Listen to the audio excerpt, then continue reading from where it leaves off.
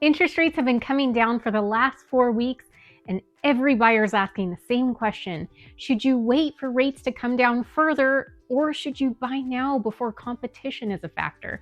Today, I'm going to share how much you're going to save every month if your interest rate drops by 1%. I'll also share how much more buying power you're going to have. When it's cheaper to borrow money, you can borrow more of it, which means the home price that you can afford will probably increase. And lastly, what key factor is going to help you determine whether you should wait or buy now? And that's cash. I'm going to give you different scenarios so you'll understand for your specific situation what makes the most sense. Let's get started.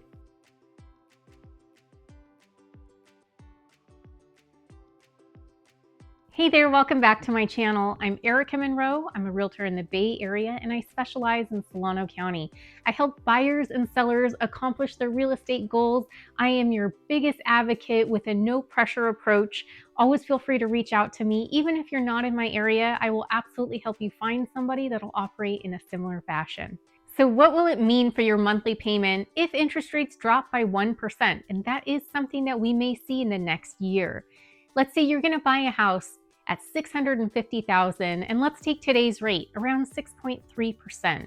Your monthly payment would be $3,621. That's assuming you put a 10% down payment.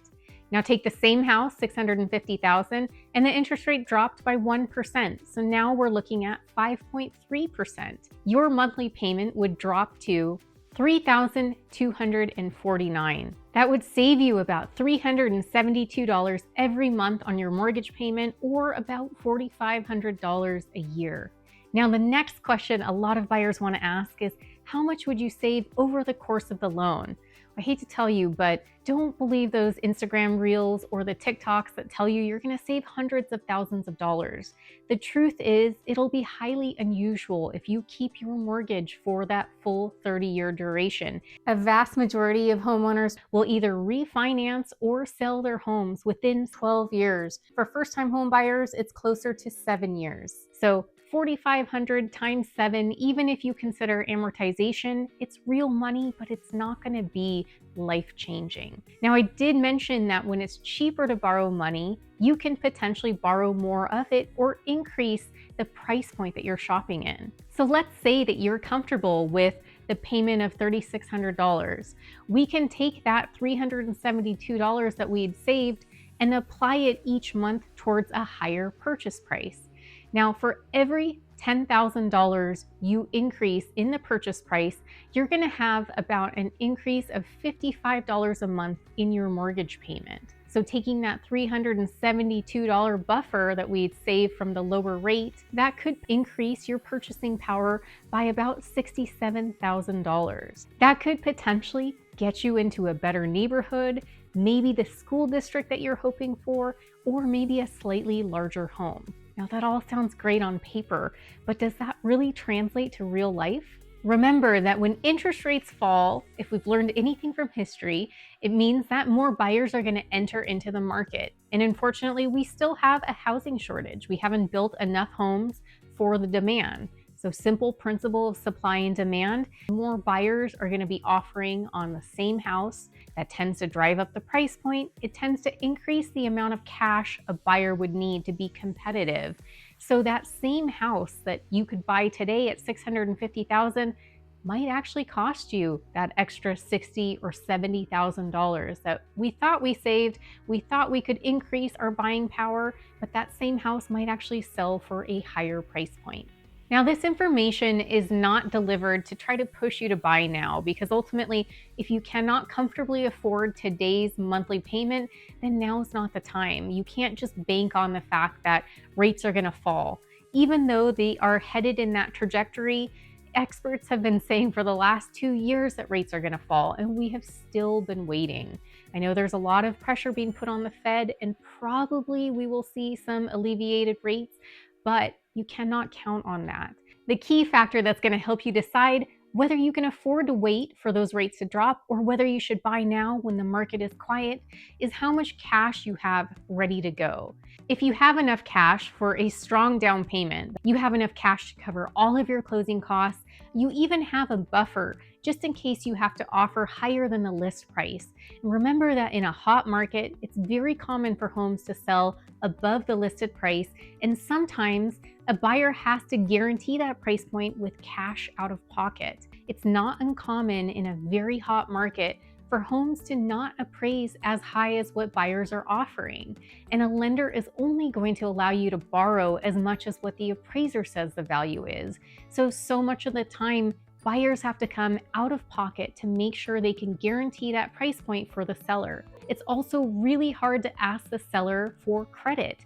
That could be credit towards repairs, or it could be for closing cost credit. It's challenging and unfortunately uncommon to get that kind of credit. So if you have enough cash for all of the above, you've got good income, great credit, then you will fare just fine in a more competitive market.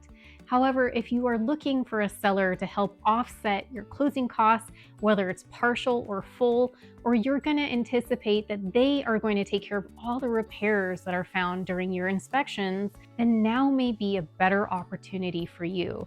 You might be able to get into the home at a lower price point. You might be able to negotiate covering all of your closing cost credit and possibly even repairs. If you are a VA buyer who's planning to place 0% down, or if you are a down payment assistance buyer, now might be a better opportunity, because in a 5 or 6 offer situation, placing 0% down or having to qualify for down payment assistance is going to look like a riskier offer, simply because you have to qualify to borrow more money, whereas somebody with a lot of cash has some buffer. The seller may take some peace of mind and believe that their offer is stronger. If you're still on the fence, you're still unsure, ask yourself these 2 questions. The first, why do you want to buy a house?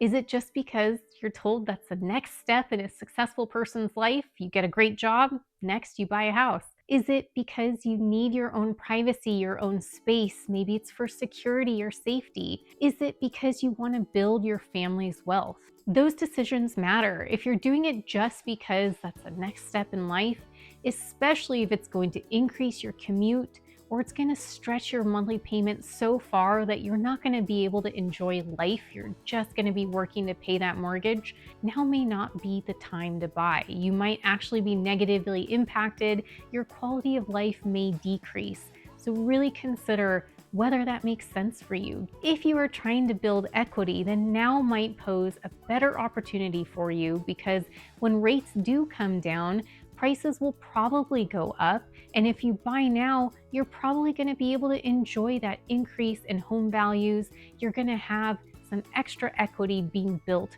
for you. You could and probably will refinance in the future, and you can still enjoy the lower rate. Question number 2, can you comfortably afford today's rate? You have to be comfortable making this payment for several months, if not a year, possibly 2. Anybody that tells you that they know exactly when rates are going to fall, don't believe them. Run in the other direction, because none of us have a crystal ball. You have to be comfortable with paying this rate and be protective of your quality of life. However, it's not going to negatively impact your lifestyle. Maybe it'll shorten your commute. Maybe it'll give your family space to breathe. Then now could be a great opportunity. If you're confused, you can always reach out to me. We can discuss your specific scenario. Absolutely no pressure. I am here to offer value to you, whether or not we have an opportunity to work together.